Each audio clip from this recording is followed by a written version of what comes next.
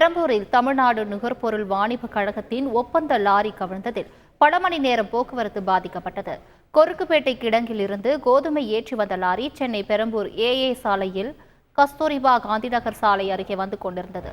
அப்போது மாநகராட்சி பணிக்காக தோண்டி மூடப்பட்ட பகுதியில் லாரியின் சக்கரம் சிக்கி திடீரென கவிழ்ந்தது. பல மணி நேரம் போராடி கிரேன் மூலம் லாரியை அப்புறப்படுத்தினர்.